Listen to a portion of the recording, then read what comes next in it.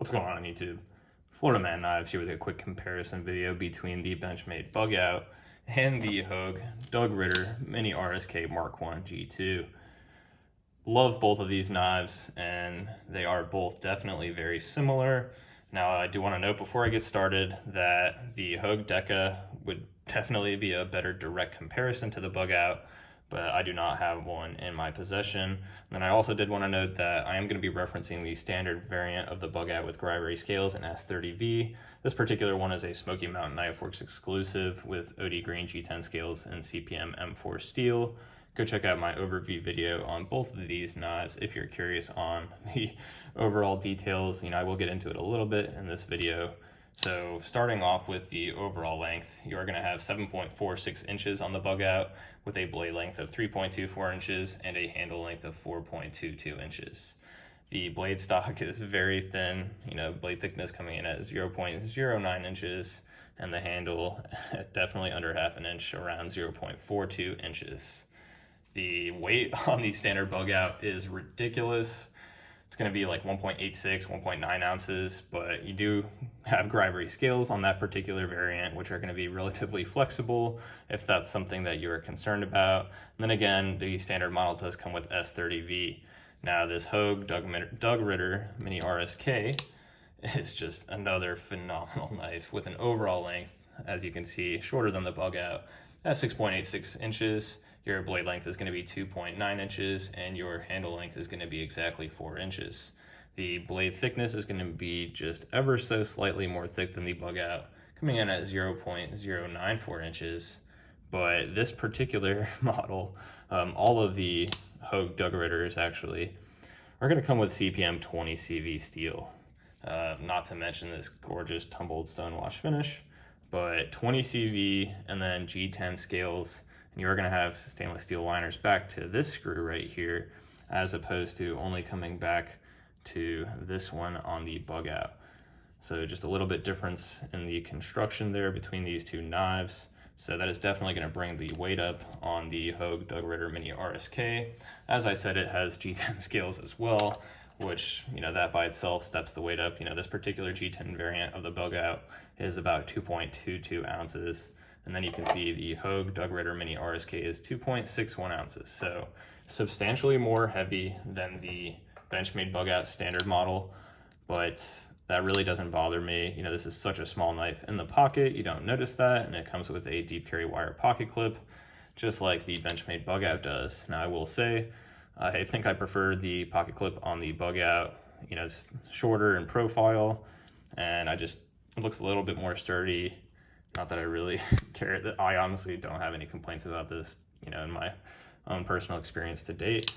But the biggest difference on these two models, as I mentioned, is going to be the steel. So CPM 20 CV versus S30V on the standard model. But the price difference is only going to be about $20. So the standard Benchmade Bugout is going to come in at $130, and this particular Hogue Ritter Mini-RSK is going to be $149.95. I did want to note, these are Knife Works exclusives, the only place you can get these, and they are just so great. So, in my opinion, I prefer the Able Lock over the Benchmade Axis Lock. The Able Lock is, basically Hogue's version of the Axis Lock, and if you're not familiar, the original patent on the Axis Lock expired in 2016, and that just so happens to be the same date that Benchmade decided that they don't want to work with Ritter anymore. So Ritter went to Hogue, and they were able to collaborate and make just such a fantastic knife. So the Able Lock is going to stand for Ambidextrous Bar Lock Enhanced. It is going to definitely be a little bit tougher than the Axis Lock, and it's going to come with Wolf Omega springs. That's WOLFF. Wolf springs are actually made in Newton Square, Pennsylvania, and they're the same springs that they do use in the Hogue automatic knives. So definitely a stronger spring. From what I've read, you really don't have to worry about them breaking as much as you do on the typical Omega springs on the Benchmade Bugout and any Axis Lock from Benchmade for that matter. You do have these two offset screws in the liners, as I noted earlier, which are supposedly will actually provide additional strength and rigidity. And then I really also love these tri-wing thumb studs here, both on the able lock and the actual thumb studs of the blade. So for those reasons, I definitely have come to prefer the able lock in general, and for sure this knife over the Bugout. So the studs right here do stick out a little bit more than the Bugout, which for me makes it easier to engage and disengage. Really like that. Same principle kind of applies to the thumb studs on the blade. I actually like this tri-wing style as well. It's a little bit more grippy on my thumb. Not a huge fan of thumb stud blades, so that's definitely something that I pay attention to. And the other reason, as I said, is going to be CPM 20 CV. I think this is one of the better value knives out there, to be honest with you, with this really nice textured G10. This one just so happens to be the purple G Mascus variant, but $20 more, you're stepping up a fair amount from CPM S30V to 20 CV. Now you are gonna definitely find it's gonna be substantially harder to sharpen, so I did want to make a note of that there. And then the last thing I want to address is going to be the ergonomics of these two knives. So you can see right here, I can get a virtually full 4-finger grip. My pinky ends up hanging off kind of halfway, but that doesn't bother me. I really like this thumb ramp though, and that little bit of jimping there. So when I first got this knife, I thought the jimping was relatively minimal. I'm used to pretty aggressive jimping from Spyderco's, but you compare it to this Bugout, as you see, there's no thumb ramp and no jimping on the blade, only back here, and my hands are too large to grip back here, so I end up actually gripping way up here. And the ergos of the actual handle I think are maybe a little bit better. I have come to prefer this model myself personally because it's a little bit thicker and it fills my hands out a little bit more.